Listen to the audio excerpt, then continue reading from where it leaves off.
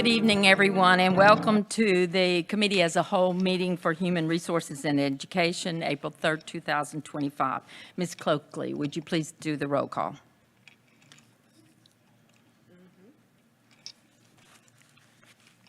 Ms. McCollum, Here.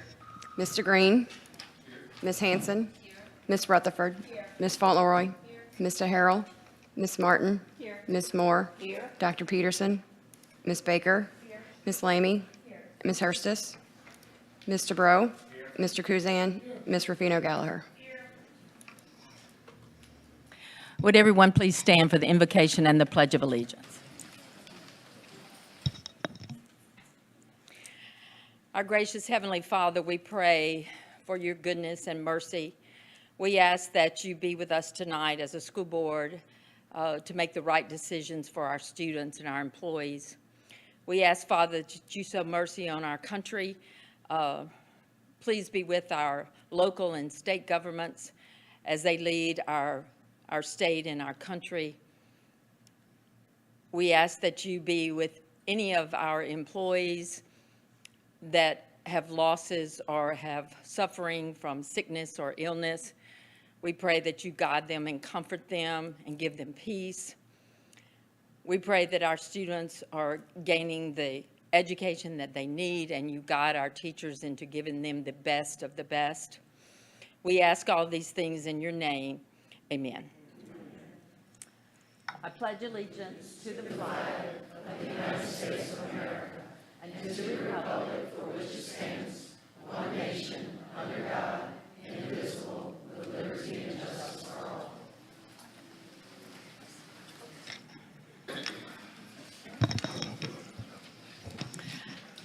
I will first ask for any recognition of visitors, please, from the board. Ms. Gallagher. Good evening. I just want to say congratulations to a couple of teams. Little Oak Middle School Brainiacs Robotics. They got second place in the robot design at the first ever Lego League State Championship this year, and their robots scored in the top 10 of 60 teams from across the state. So congratulations to them. To Boyette FFA Nursery Team, they won the top middle school in the state of Louisiana for nursery and landscaping, CDE, so congratulations to them. And then to North Shore High School Vet Science Team placed 4th at state, so congratulations to all three. And in light of recent events that have happened, I would just like to say thank you for what you do, Captain Swan, and all the rest of the Slidell PD, along with the law enforcement in our parish. So thank you so much. We do appreciate everything you do.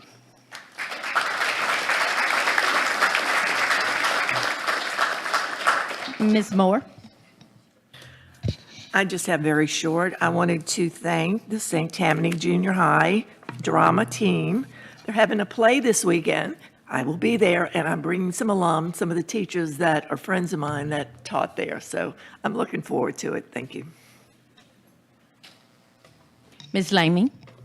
I saw a dear friend and coworker, Suzanne Pichon, who is one of our amazing gifted teachers and also taught my daughter gifted, and her family. They're here. So welcome. Thank you for being here. Ms. Rutherford. I want to say congratulations and hello to one of my former students who is here, Isabel. Please stand up. Isabel. Congratulations, Isabel. I'll let them tell you what she is.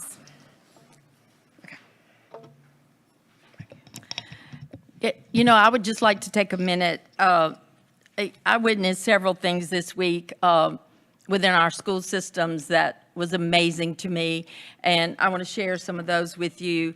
One was the talented theater program at Fontainebleau High last night. One was the World Culture program at Lake Harbor. They, along with many other schools, do World Culture Day, and it's just always amazing for the students to be able to experience other cultures and what they mean and beliefs that they have.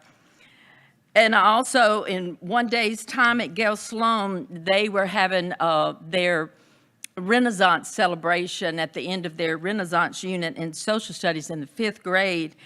And the entire fifth grade, I mean, this was absolutely amazing. You walk down the hall and they have banners of the Renaissance. They're all dressed in Renaissance, even the students in costumes of Renaissance.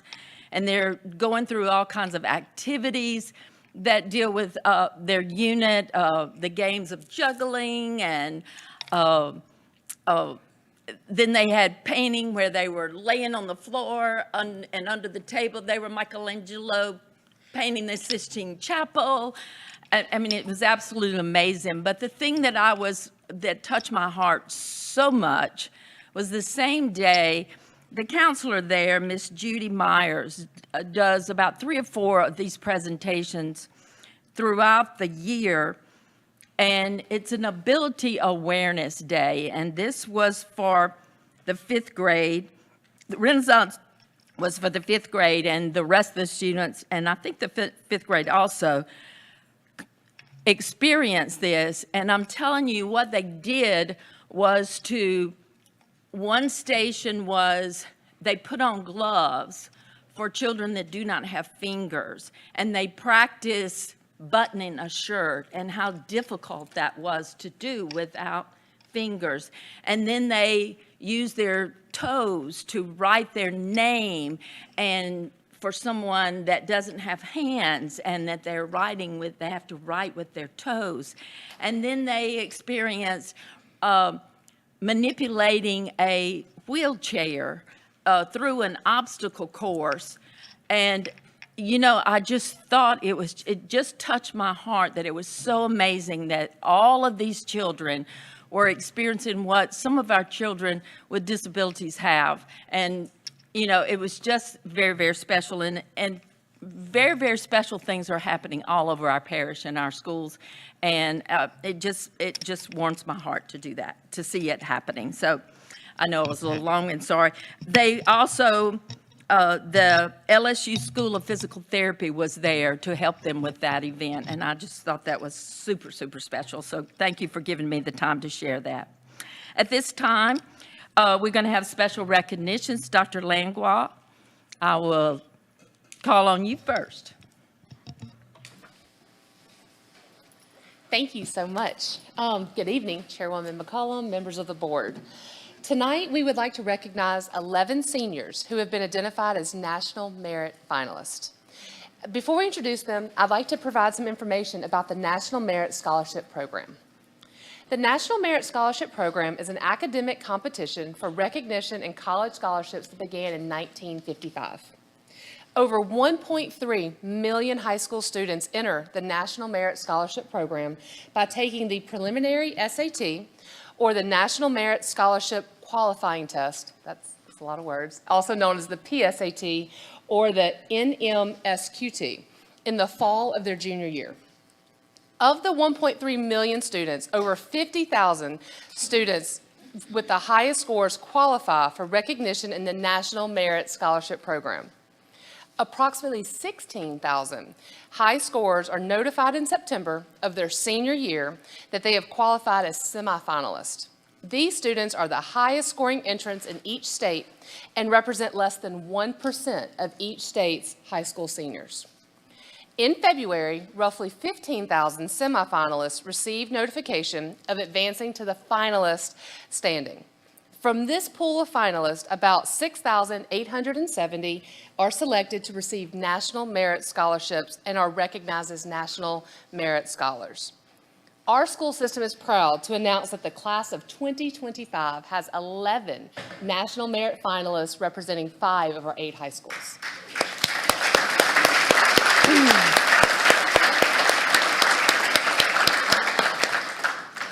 So it is my honor and privilege to recognize these amazing students and finalists. As I call your name, please come to the podium and accept your certificate. And parents, please stand as I call your student's name. From Fontainebleau High School, Octavio Cambeas Jaimes. Octavio was unable to attend tonight, but plans to attend either Georgia Tech or UT Austin and pursue a degree in mechanical engineering. Addison Mahoney. Addison Mahoney was also unable to attend tonight, but plans to attend University of Southern Mississippi and pursue a degree in accounting. David Zong. David plans to attend LSU and pursue a degree in a STEM field.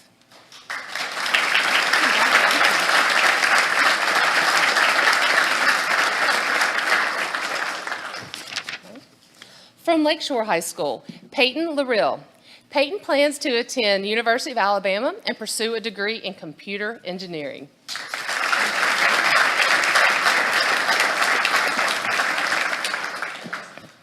From Mandeville High School, Lindsay Daig. Lindsay plans to attend LSU and pursue a degree as a pre-physician assistant.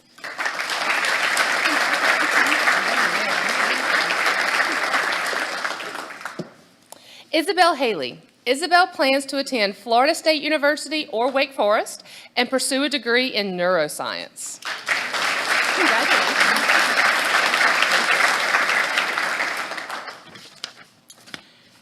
Olivia Roge.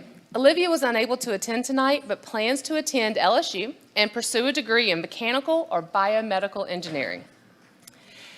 Elijah Wirtz. Elijah plans to attend University of Alabama and pursue a degree in biomedical engineering. Congratulations. From North Shore High School, Andrew Rodriguez. Andrew plans to attend Ole Miss and pursue a degree in public policy leadership and political science. My husband's amazing. Good luck. Rocky Valencia. Rocky was unable to attend tonight, but plans to attend Tulane University and pursue a degree in engineering and physics. From Slidell High School, Camden Pichon. Camden plans to attend LSU and pursue a degree in finance.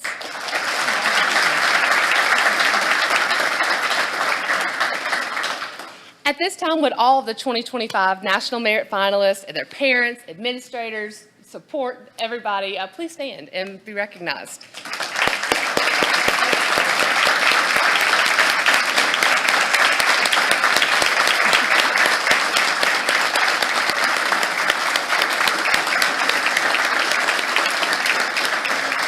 Congratulations. Congratulations.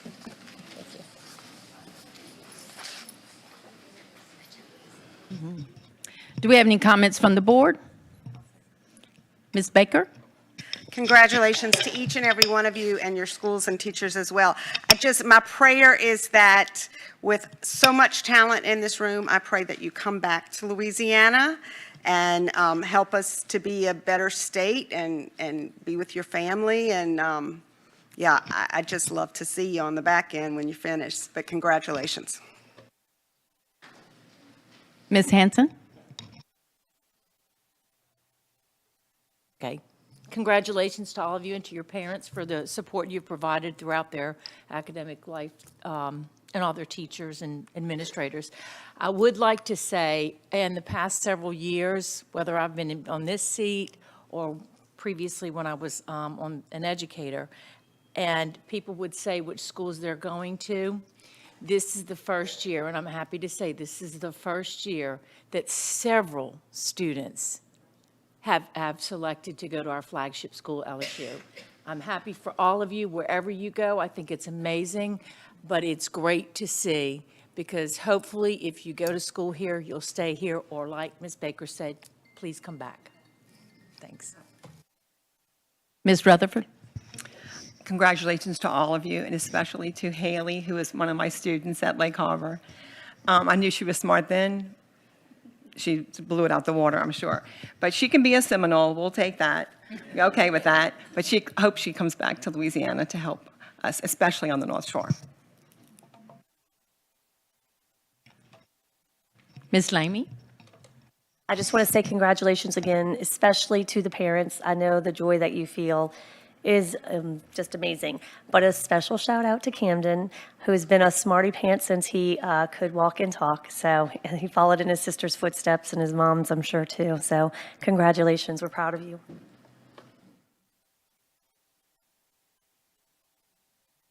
And I would reiterate, there's no higher honor for you young women and men to achieve, and I know your parents are extremely proud of you for this great honor. It's wonderful. And I will give a shout out to Haley. I think her grandfather was one of my teachers at Covington High School, and he was an outstanding math teacher, so I know she's got some help with math.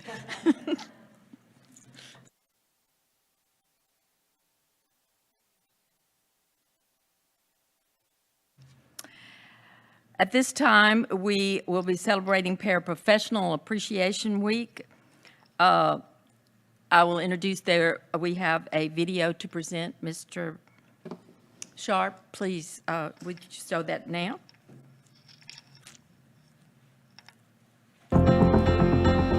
Paras are an amazing asset to a classroom. I've worked in classrooms without a para, teaching kindergarten, and then moved into teaching kindergarten, and then moved into a classroom that was a pre-K classroom with a para. And it allows you to do so many more things with the children. They're allowed to help those that need a little extra help. So if it was just myself, I wouldn't be able to reach as many children as I do, but Tiffany gives us that gift in the classroom to be able to reach all of their children and help them meet their needs. It's definitely a team effort, and while I am busy instructing and sometimes working one-on-one, there's so much that happens behind the scenes. It's definitely a 50-50 partnership between them when it comes to educating our students. I love being a para. I at first was going to go into the teaching route, but decided that I like to be in the background more. I like to be with the kids, helping them more one-on-one, and so I can put my attention more on one child that's needed and help them not only as a whole class, but also individually as the teacher needs. I'm so proud to be a para in St. Tammany. I love the students and am just happy to be here with them and to love them. And I think it shows when I come in happy every day, full of energy. It's an honor to be recognized for Para Appreciation Week. Not only myself, but all the paras in our school and in the district-wide, because paras do an amazing job. They're a lot of times the backbone of the classroom. They keep things going, and it allows the teachers to continue teaching, and we can help the one or two individual students that need the most help. We wouldn't be successful without our paras. What'd you draw? I love your drawings. Come tell me about it.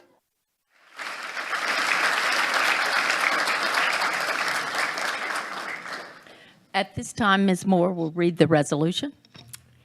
It gives me great pleasure to read this.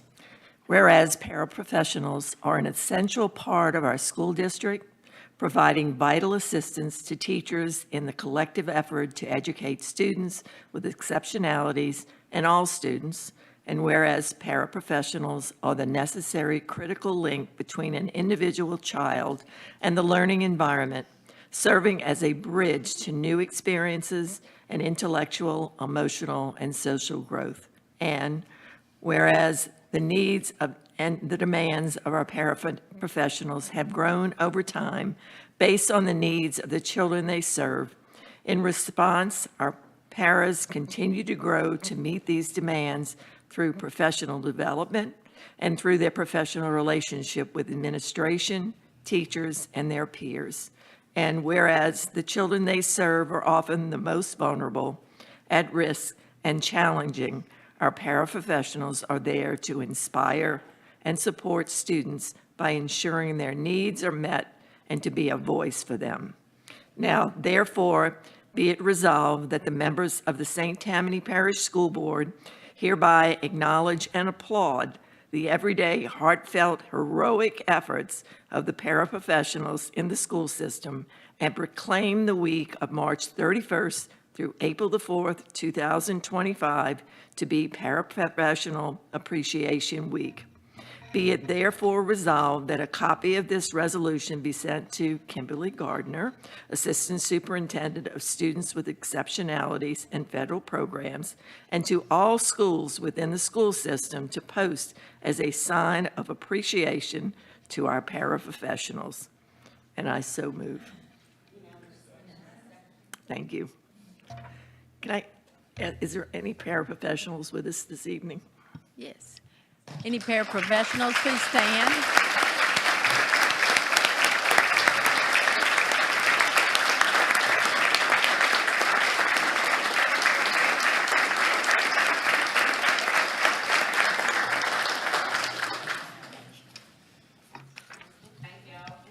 Comments from the board? I've worked with a couple of those back there. They're awesome. Thank you. Any other comments from the board? And comments from the public? Yes, ma'am. Thank you, Madam Chair, board members. I want to thank the board again. This is a relatively new resolution. If you remember, 2 years ago, retired teacher Adeline Rutherford worked with Ms. Connie Knight. She's going to be embarrassed. Thank you, Ms. Moore, for bringing this. I think we're the only district in the state that has a whole week, and I think that's important. Not the complaint, but the concern was often paras were celebrated with teachers, and it's not that we don't want the two, but this was an expression of how unique they are and how vital they are. So again, thank you, board, for bringing this. Thank you, Ms. Moore. Thank you, Ms. Rutherford. Thank you, Ms. Knight.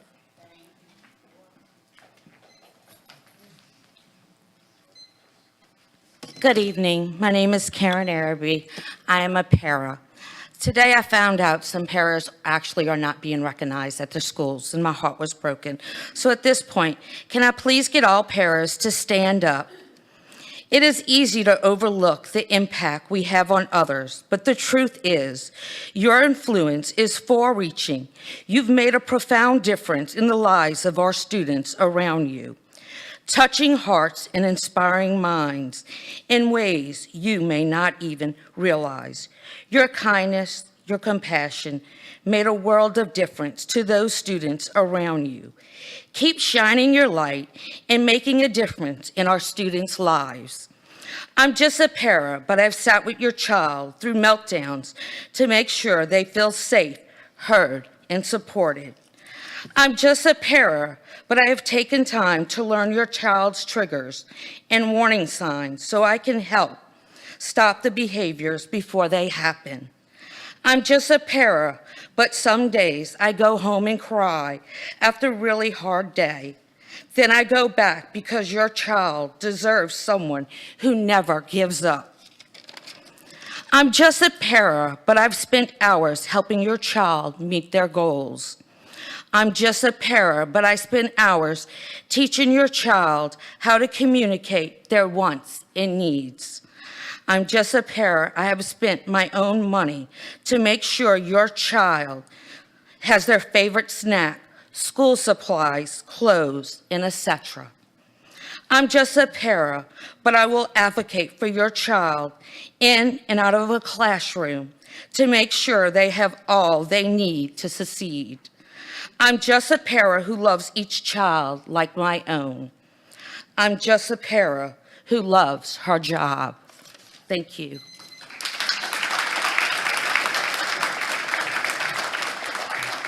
Thank you. Any other comments from the public? And you are truly appreciated, all of our paraprofessionals. You have a very vital role in our schools. Ms. McCollum, can I say one thing? That's me, sorry. Yes, ma'am. Ms. Gallagher. I just want to say, you are not just a para. You are a para, so don't let that just make you think anybody thinks any less of you. That is not a just. So we appreciate you. Thank you. Ms. Rutherford. I want to say thank you to Stacy and Connie, who are both at Lake Harbor at your school, and to Karen, who's at Fontainebleau. Karen does come to Lake Harbor on Fridays and maybe another day too with her special needs students and works with the students at Lake Harbor. So thank you to you three ladies who I know well.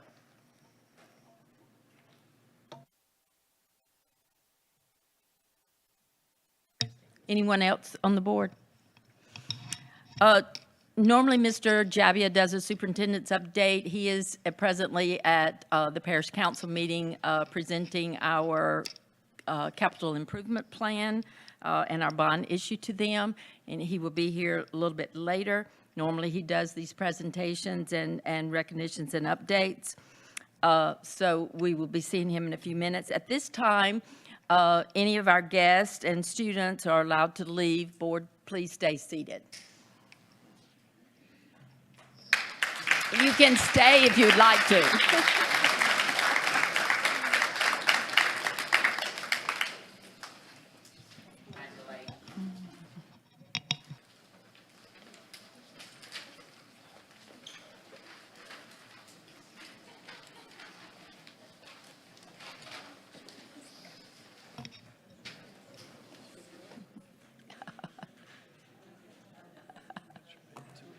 taking his seat. That's cute. At this time, we will have instruction and students with exceptionalities. Ms. Garner, our SWE update. Good evening. Today, I want to take the time to remind everyone about Gifted Showcase that will take place on Saturday. This is our second year of having this event. It's grown so big that we now have to move the location from Treen. So if you have time between 9 and 11, I want to remind everyone to come out and support our gifted students. This event is definitely to support them and all the work that they've done this year and to showcase their work. So anyone can come out and celebrate the students, and we welcome everybody. So thank you. And I also want to thank all the gifted teachers that are participating, the gifted planning committee that helped put this together, because it was a lot of work. So thank you to them as well. And that is it. Thank you, Ms. Garner. And I attended that last year, and y'all, it is amazing. And it's amazing to see these young people presenting. So if you get a chance to go, I would suggest you do that. Any questions from the board?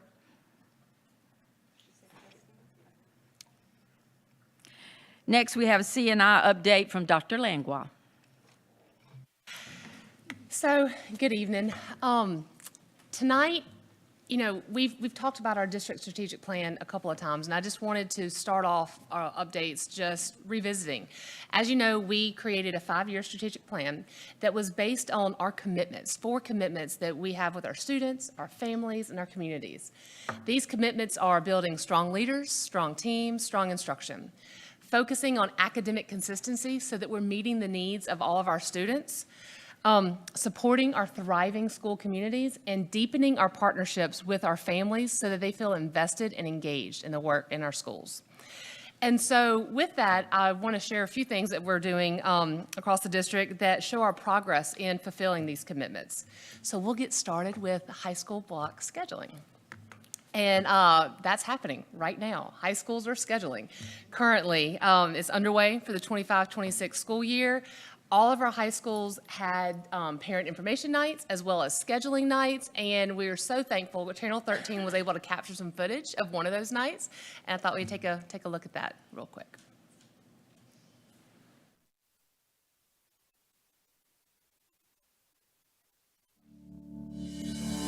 Anytime we get kids on campus, get our parents on campus, it's important just so they can hear from us on, you know, what's about to happen. It was very informative, and I was kind of confused about like how the whole block schedule was going to work, but tonight really helped me understand like what it's going to be like and how it's going to make my high school experience better. I was very concerned about the new block schedule and what that would entail and how she would get enough credits, but the administration did a good job explaining it to us. We're excited because these kids are going to get so many more opportunities, and that's how, that's the conversations we've had. My son's in 8th grade, going to be a 9th grader next year, so I'm walking step in step with each one of these parents. There's a lot of questions in regards to the additional electives. How does this affect my child in the long run? And so being able to have this one-on-one attention with the parents and the students in the community allows us to kind of front load setting that foundation and easing our parents as well. I like that he said there'd be 32 blocks or 32 opportunities to gain credits instead of 28. That's encouraging, and that they can get a little bit deeper by having an hour-and-a-half class on each subject. That was comforting to hear. I definitely like it a lot because it means that I'm not going to have as much homework, and I basically have more time to focus on even harder classes. You know, every parent wants what's best for their kids. The questions we got were all valid questions, and what we're looking at is parents and kids that want to accelerate to get to whatever the goals they're setting, to get there as quick as they can, and we can provide that. And that's what's exciting, is we're meeting each individual student's needs. It puts the community and the school all on the same page, and so then they can understand that we're supportive of one another, and we're not, you know, just kind of here sitting behind our desk. We're open to the questions and making sure that our parents understand that our students are first and foremost, and we make these decisions to put the future of our students first.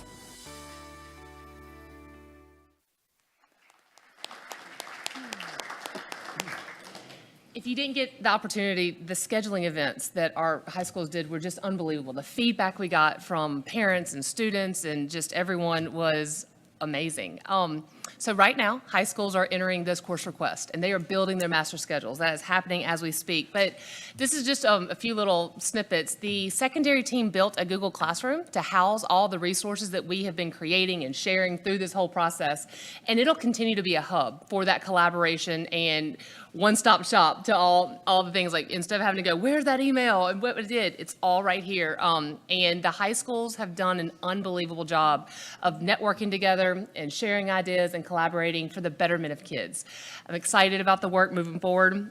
Some of that work included working on individualized pathways, career and technical education pathways and course progressions, so that we are maximizing and helping our students have more opportunities to earn advanced career technical industry-based credentials.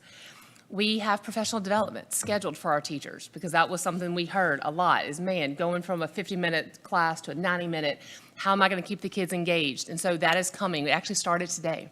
I got to join the teachers that were with us this morning, and it was a great session. The feedback, again, from the teachers was very positive, very good. We have a lot more coming. Our curriculum specialists have been working with committees of teachers to update the scope and sequence documents, to plan transition and support activities to help as we move into the next school year. We also have Kagan professional development planned for this summer for those interested high school teachers. So we have some really good things happening. I'm really excited about what's to come. So my next update is in regards to literacy, third grade literacy. If you remember in previous meetings, we've shared that Act 422 was passed this past summer, and what that does is it prevents any third grade student that scores in the well below benchmark range on the end of the year DIBELS test from being promoted to fourth grade. And so I just kind of wanted to give you an update where we are and the support that we have for our students. So right now, all third grade students are currently taking the end of the year DIBELS benchmark test. That window is the month of April. And so based on those results, for students that score well below benchmark, which is, again, that lowest level, they will be provided additional support, and they will get a second, if they do not qualify for a good cause exemption and they are well below, they'll get additional support. In the last week of school, they'll get another opportunity to test, to try to test above that well below. If students are still scoring well below after that first retest opportunity, which would be their second time taking the test, we will provide optional summer support, learning support, and give them a third testing opportunity in June. We'll have a testing site June 17th at Treen, and then we'll have one going on June 18th at Brooks.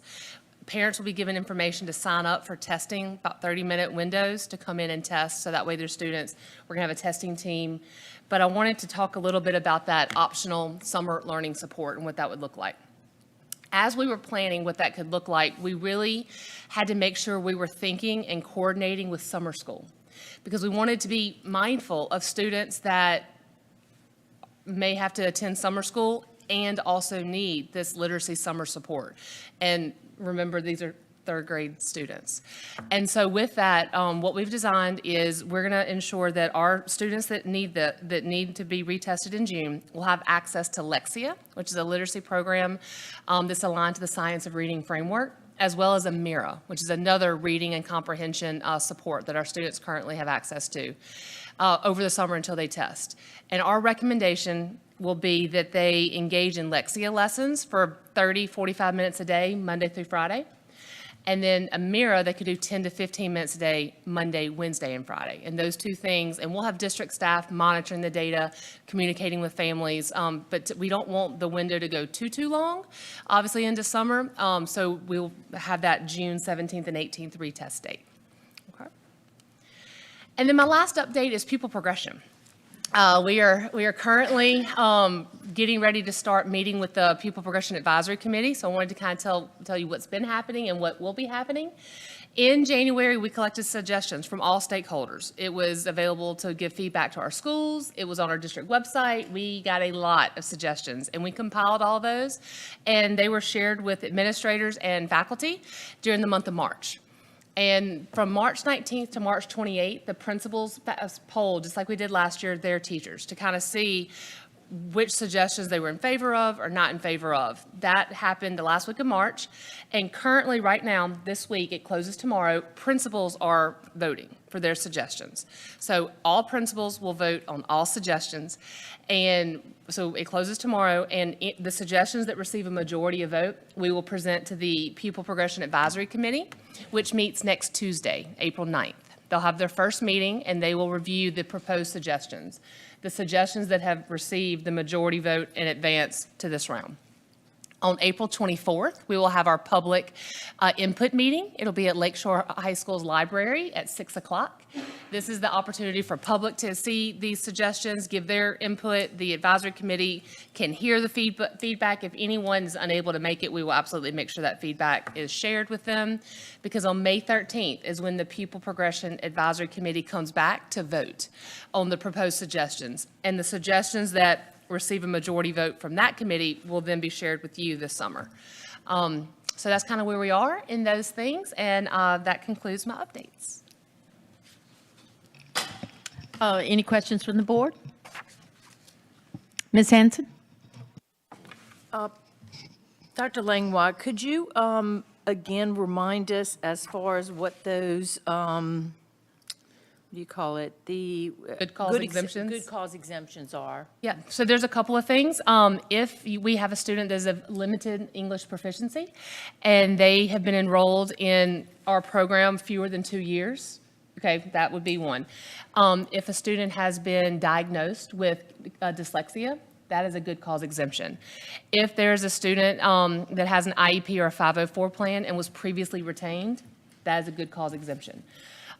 If there's a student with an IEP or 504 plan that has been getting intensive reading intervention support for 2 years and has the reading as a goal in that, that's a good cause exemption. And I can send you the rest, but those are the major buckets. So a student that perhaps was retained from kindergarten to first grade, repeated first grade, if they have no IEP, they have no 504, even if they've been, I mean, they would be No, retained? so if a student was previously retained in a grade and has been getting that reading intervention, even if they don't have one, but you have to have been receiving intervention support for 2 years. Okay. And they had the, what the state calls the individualized assistant support plan. If they have those things, that would be a good cause exemption. Another thing, and I know this hits home for some, we won't have the results probably till July, but if a student scores mastery on the LEAP assessment, that's another good cause exemption. I ELA. appreciate that, and I hope parents that are watching this can see that there are alternatives. Of course, the mastery, I mean, again, I think Ms. Gardner has expressed before concerns about DIBELS being used as an assessment when it's primarily a diagnostic, correct? And you know, if a student's able to make the A's and B's in the reading classes and it's aligned to the standards, and then they make a mastery in third grade, you know, but we won't find that out to July. And, you know, I mean, our kids need their summers. I mean, they need to know how to read. I'm not saying they don't need to know how to read, but I wish they would rethink the tool in which we use to assess that. Thank you. Thank you. Ms. Fauntleroy? Thank you. Is this the right one? Thank you, Ms. McCollum. Quick question. You said that every principal would vote. Okay, so say it's a pupil progression issue that only applies to high school. Elementary principals are still going to vote? Yes, so when we updated our process last year, that was a big concern, is that it was expressed wanting every principal to vote. So what we've done the last 2 years is our March principals meetings. We have the principals and assistant principals sit with their learning communities, and we go through every single suggestion. And so that way the elementary principals can hear from their high school, junior high principals, and vice versa, the impact and ramifications, and talk about it. And so, yes, Perfect. they do. All right, thank you. Thank you. Ms. Moore? Hi. Dr. Langlois. Am I correct in that each school community has an SBLC or another committee that will meet with parents to anything ever happening. In other words, the parents have pre-knowledge of their child's disability, their struggles, what's going on, what the school has been doing. So we've been communicating with these parents for a long time. Correct. We have been all throughout sending numerous communications, making sure, they're aware that this was something that was happening, where their student fell, where their child fell, what support has been offered. Absolutely. Yes, ma'am. Thank you. Thank you. Any other questions from the board? Thank you, Dr. Langlois, for all this information. We appreciate it. At this time, we'll have reports from Human Resources. The Human Resources update, Mr. Alfonso. Thank you, Ms. McCollum, Board. I got my typical HR update regarding numbers of current things that occurred. Transfer fair was a very good success. I got to thank everyone who was involved, everyone who has attended, everyone who have helped organize it. We had 183 people that attended transfer fair to request a transfer. We successfully placed 117 employees at new sites. So with transfer fair wrapping up, we all have begun preparations for job fair, which is May 10th. Meredith and her team, I've communicated with them.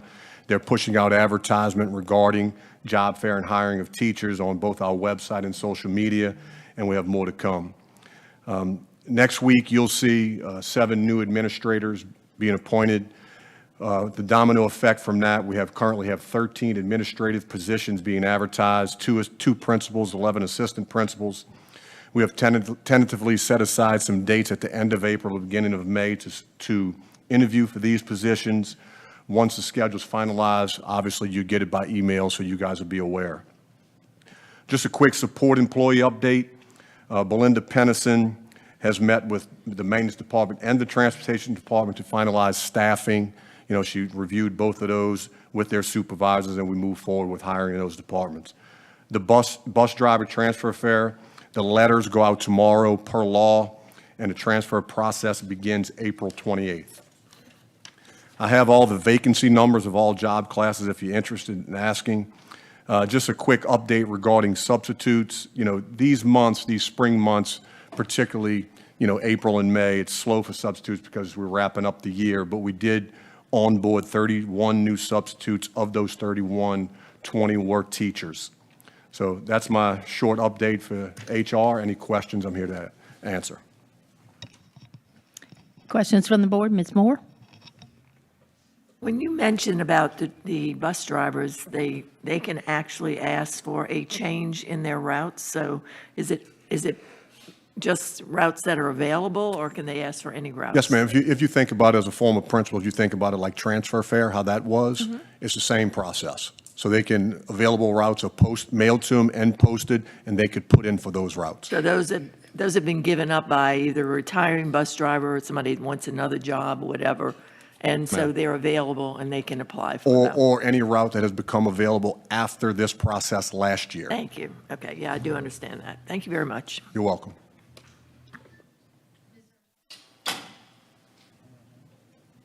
You said you filled 117 positions? Yes, ma'am. 117 employees. Employees? Okay, and that would include, say, cafeteria, paras, teachers? No, ma'am, that's just teachers. That's just teachers? Yes, ma'am. Oh, okay. And how many vacancies we have total? We You had said about 13? We had about No. approximately 265 jobs And that was posted all at teachers? transfer pay, all jobs, all transfer. Yes, ma'am. 9-month teaching positions. Yes, ma'am. Oh, okay.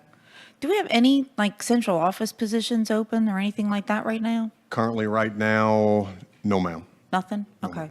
Wait. And then we have, Well, what's that?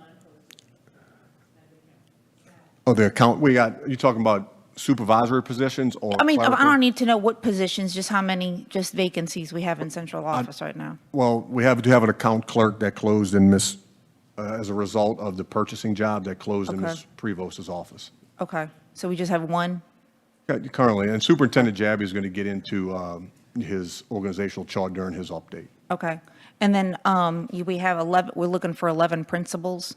Assistant principal. Assistant principals? Yes. Okay. And how many teachers, you said? I'm just the trend for job fair, approaching job fair. I mean, I know it's always rotating. Yeah, we generally have anywhere from 300 to 350 teaching positions that go to job fair. Okay. And bus drivers, do you know off the top of your head? Bus driver, it fluctuates anywhere from 30 to 40. Okay. Yeah. All right, thank you. You're welcome. Any other questions from the board? Mr. Bro? Yeah, just to be clear, when you have a transfer fair, you don't really decrease your number of vacancies. You're creating as many as you're filling. Yes, sir. When those 117 people transfer to a new site, it opens up a vacancy where they were. But it's, you know, of the things that we do in what we do in HR, the transfer fair and job fair process is very fair for all of our employees.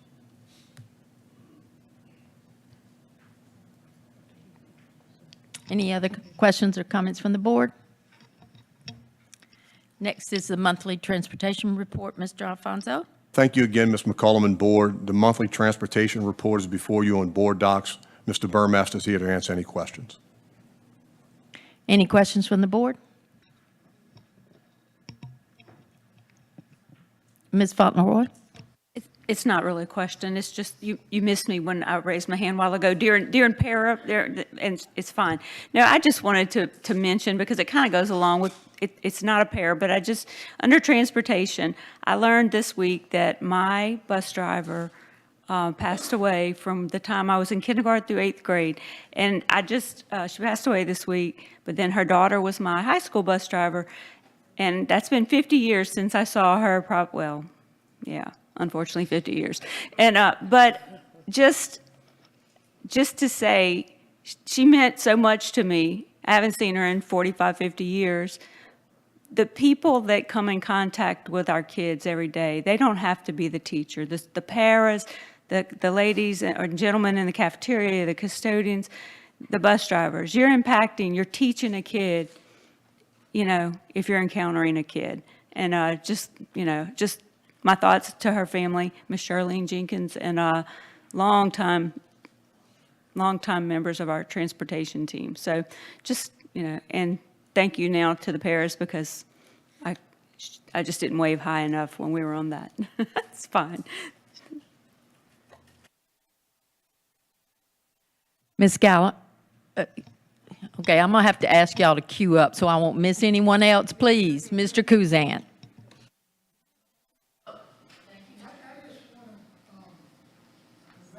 The transportation department on the drills and things that they do with the students and the buses. I saw something on TV this week where a bus was caught on fire. And the driver was able to get all those students off the bus. And can you imagine that happening? If you get an opportunity, you'll see it. It's been on TV a lot. And I was just thought about what would, I was just so happy that he got all those students off of that bus. And I'm very thankful to the transportation people in our system that go through all these drills and take care of these students, and really a tribute to our bus drivers and all the aides on those buses that really go out and take care of these students, because that was a tremendous example of how this bus driver really stood out and how they saved these students' lives. So I just want to mention that to send a shout out to our bus drivers and all the people in the transportation department who be with these students every day. It's a tremendous honor that in our system that our transportation department do. So I just want to send a shout out to that, and I was just happy that all those students got off the bus safely, and just was thinking as, hey, you got to be ready whenever a situation happens. You have to be prepared. So thank you very much. Ms. Gallagher? I'm just going to, do we still have classes for people to take for the bus driving, and when are those offered? Sorry, I didn't mean to make you get up. Yes, ma'am. We do monthly classes for bus drivers. Monthly. Some months we have 11, some months we have 3.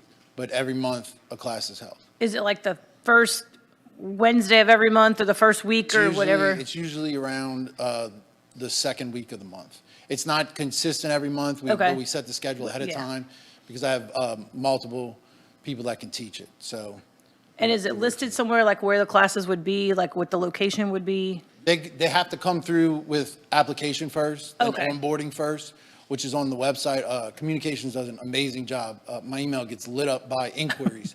And then usually once a week, I'll group email those inquiries, tell them what they need to get in the application, and then we'll start there. As long as they finish that, we get them in the class, and then they really start the process. Okay, thank you. Yes, ma'am.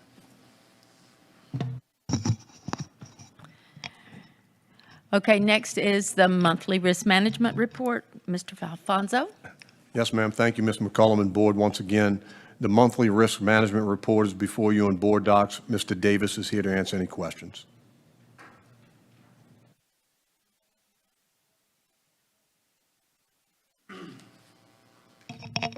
Didn't have my mic on. Any questions from the board? And if you do so, y'all queue up.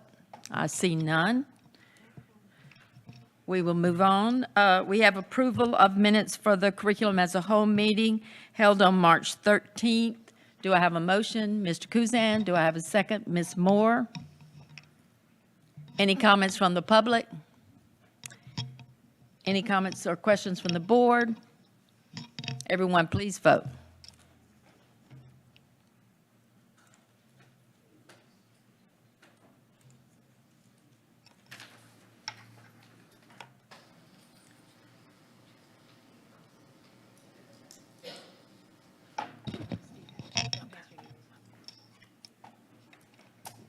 And that passes unanimously. Next, we have public comments. Lee Barrios.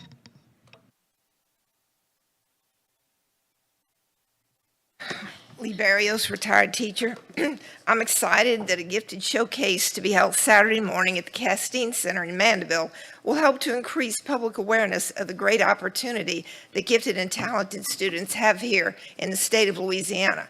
Some years ago, the state produced legislation that provides an assurance of a free and appropriate education for our gifted and talented. This is not a federally mandated nor federally funded program, but because our legislature deemed it to be precious, it was put under the umbrella of special education as an exceptionality and provided additional funding in the state's MFP program.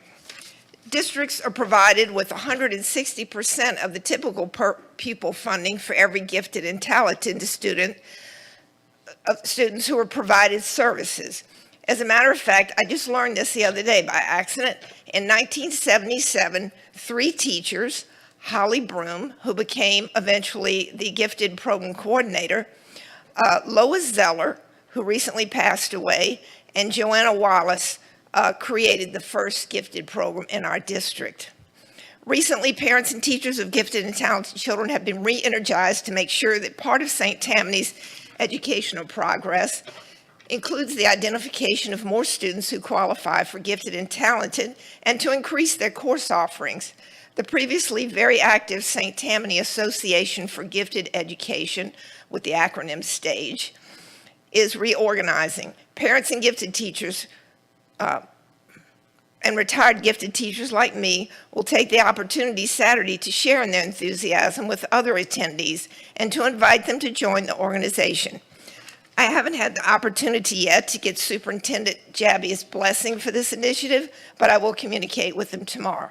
So I encourage as many parents and teachers of gifted as can attend Saturday, to meet and greet and become more involved with the rest of those parents and teachers. Thank you.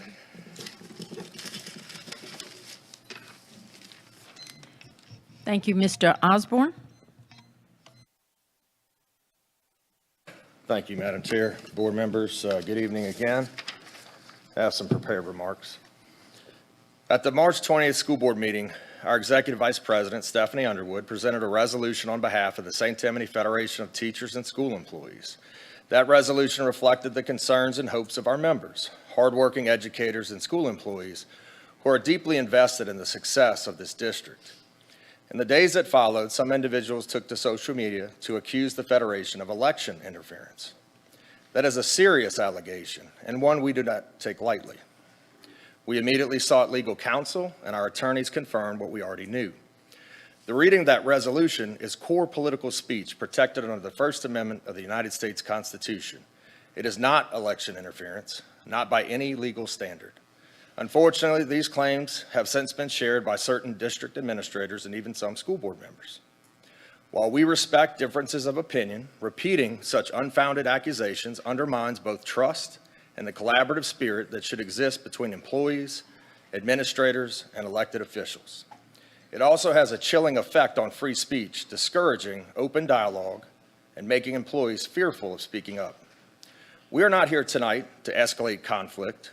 We are here to reaffirm our commitment to proactive engagement, to fact-based discourse, and to the constitutional rights of every bargaining unit employee in this district.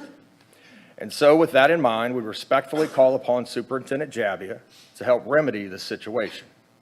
We remain hopeful that together we can move forward, not as adversaries, but as partners in service to the teachers and school employees of the St. Tammany Parish Public School System, as well as the students and families we should all be striving to serve. Thank you. Ms. Underwood?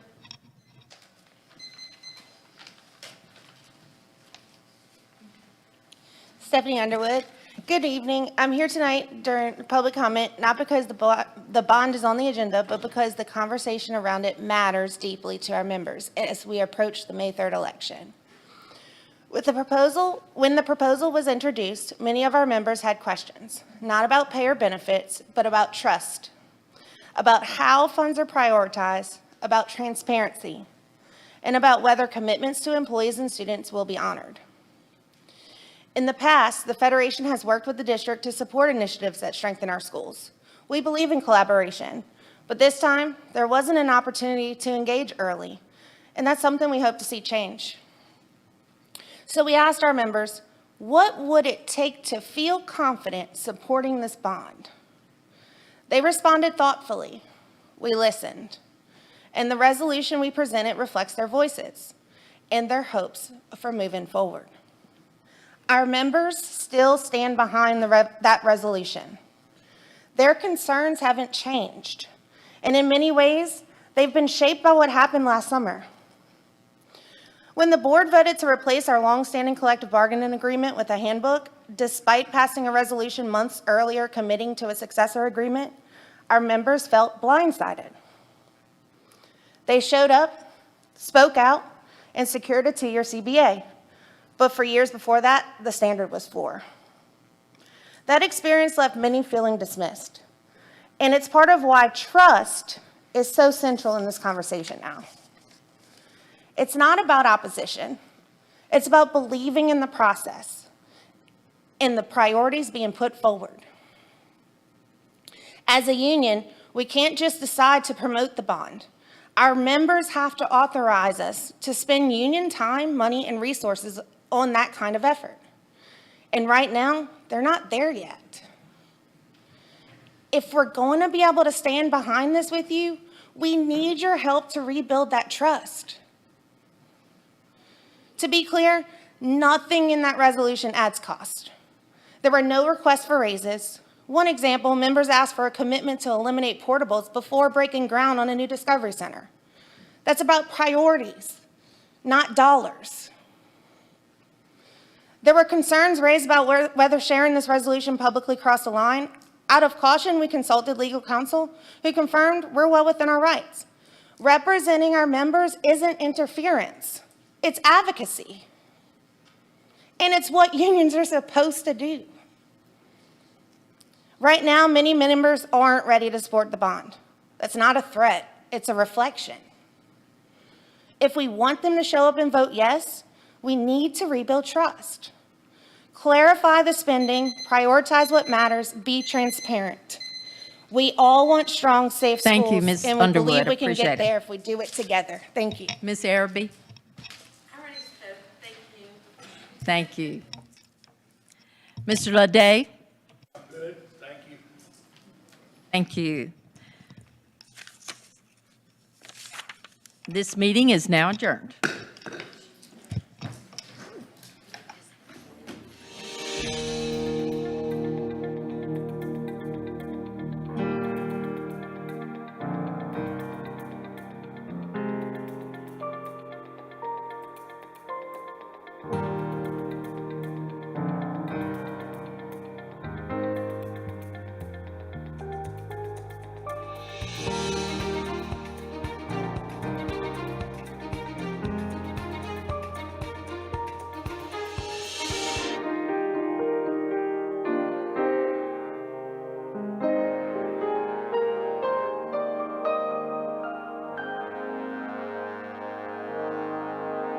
Aye.